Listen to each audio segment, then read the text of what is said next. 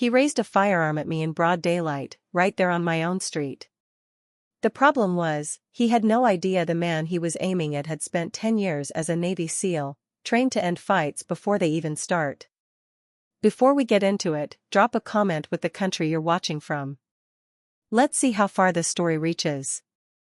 I had moved to Oak Ridge Meadows hoping for peace. After a decade overseas, I craved quiet mornings, fresh air, and some breathing room. I didn't expect to encounter an HOA acting like it ran a military installation, especially the president, Tina Marsh. Tina wasn't merely strict, she was obsessive. Paint colors, mailbox dimensions, grass height, every little detail had to meet her standard. The first week I arrived, she stopped me on the sidewalk. "We expect everyone here to follow the rules," she said. I smiled politely. "Ma'am, I've spent most of my life following rules. I'll manage." She didn't like that answer. From that day on, I was under her scrutiny. First came citations, improper tool storage, unauthorized yard equipment. Then came the frequent checks by her HOA security team, 2 men in tactical vests, cheap radios, and sunglasses. Not real cops, but they sure acted like it. I warned them once, "Step on my property again, and you'll be charged with trespassing." The tall one, Mason, smirked. "We have authority here, not over me," I said, shutting the door. That should have been the end. But people like them never quit until someone reminds them of the boundary. Around 1 p.m., scorching hot. I was walking home from a friend's place a block away. The neighborhood was calm. Kids' bikes lay tipped on lawns, sprinklers hissed. Then a white pickup screeched up, cutting across the curb and blocking my path. I didn't flinch, I've seen worse ways to die. The doors burst open. Mason jumped out one side, his partner the other, both in their ridiculous HOA security vests like they were raiding a compound. "Afternoon, sir," Mason called, voice dripping with arrogance. "Reports of property code violations. Got a minute?" "Not today," I said, brushing past.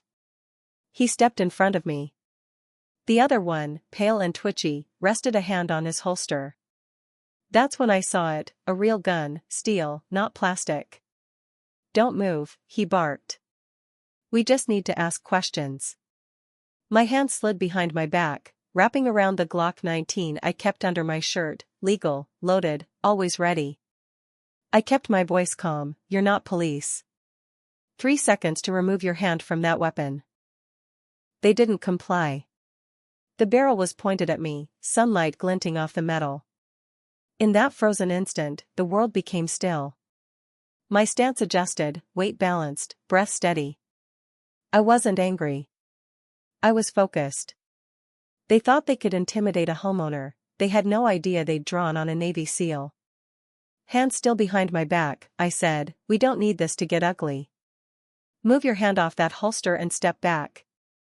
Mason, the taller one with the plastic badge, grinned. "You think this street's yours? HOA rules apply to everyone." The twitchy one shifted nervously, gun still aimed. Fear made him dangerous. I said evenly, "I'm not breaking any rules. You're not real cops. Take that fake badge off before you commit a felony." Mason advanced, crunching asphalt under his boots. "Authorized by the president herself. You've ignored fines and warnings. That ends today." By threatening people on the street, I asked flatly, "That's not enforcement, it's stupidity." The twitchy one quavered, "We can do this the easy way or the hard way." "You really don't want the hard way," I warned, breathing steady, watching their hands. "Drop the gun, walk away, no one gets hurt." Mason scoffed. "He's bluffing.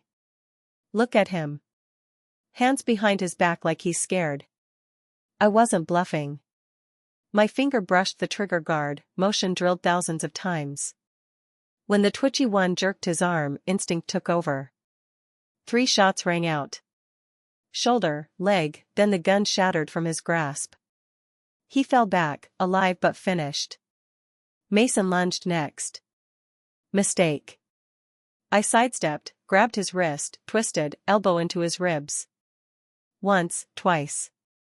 He screamed, struggled, but I kept control, pivoted, slammed him down, bone crunching. Stay down. Don't move. He couldn't. One arm pinned, ribs caved, gasping. Neighbors appeared, phones raised. Call the cops, someone shouted. They've got guns, another yelled. I stepped back slowly, Glock low, muzzle down. Weapon secure. Self-defense. They pulled first.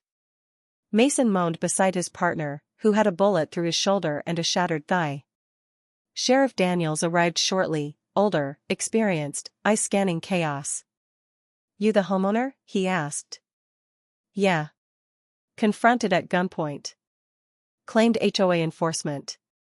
They're wearing fake badges, he said. Exactly. If I hadn't acted, one of us wouldn't be standing here. After medics stabilized the two, statements were taken. Both confessed HOA President Tina Marsh promised a bonus to intimidate me. Charges followed: conspiracy, solicitation, impersonation. She resigned before trial. The gunman got 6 years, $30,000 fine. Mason received 4 years, $25,000 fine, 3 broken ribs, a punctured lung, permanent nerve injury. Tina got 18 months, $50,000 fine, and was banned from HOA boards permanently. The sheriff handed me the report. Cleared. Completely justified. Good, I said. Maybe next time, she'll think twice before hiring thugs. The neighborhood breathed easier. Half the HOA quit. What do you think? Justice or just survival? Comment below, what would you have done if fake HOA cops pointed guns at you on your street? Every neighborhood has its secrets, and every Karen leaves her mark. If you love true HOA stories like this, make sure to watch more on our channel, and don't forget to subscribe for more real-life neighborhood drama. Thank you.